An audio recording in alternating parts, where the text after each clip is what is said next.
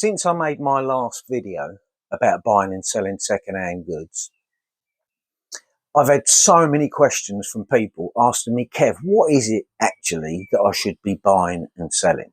The reason I've got loads of questions is because they downloaded my guide that I made about buying and selling second-hand goods. The link's in the description if you want it. It's free. Okay? But from that, I've got all these questions. People saying, Kev, what is it that I should actually buy and sell? And I want to deal with that right now and it's not going to be the answer that you're expecting, because I want you to change your mindset. If you're new to this game, I want you to understand this principle and this concept. You can buy and sell absolutely anything, right? As long as it's legal, you can buy and sell absolutely anything. And people do. Some people just do clothes, some people just do antiques, collectibles, some people do technology. It doesn't matter. This works whatever it is you're buying and selling. It's a really important concept to understand. I've been using it for the last 40 years in my buying and selling business, and it's always done me well. And here it is. Change your mindset.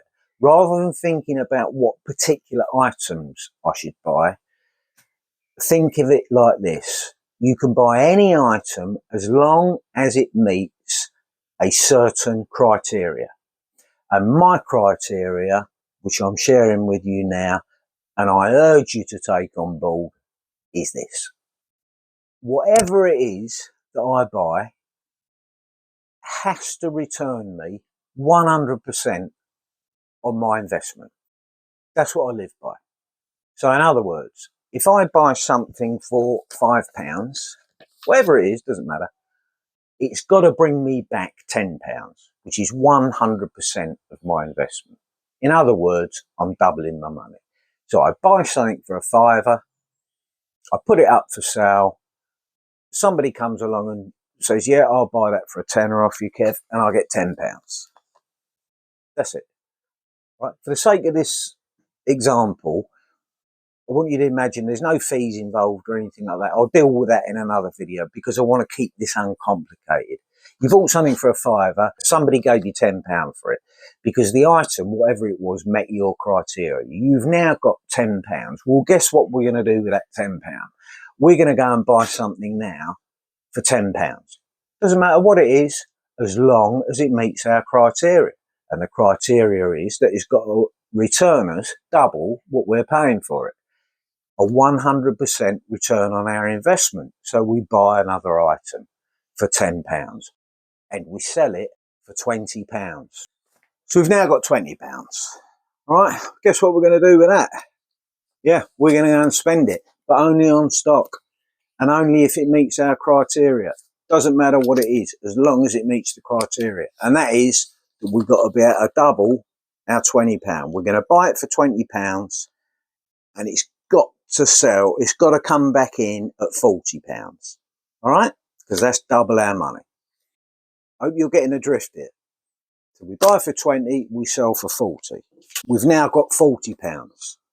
Now then, this is really important. You must never, ever, ever touch this money. You must never spend this money on anything else other than stock, and stock that meets the criteria of doubling your money, that brings you back a 100% return on your investment.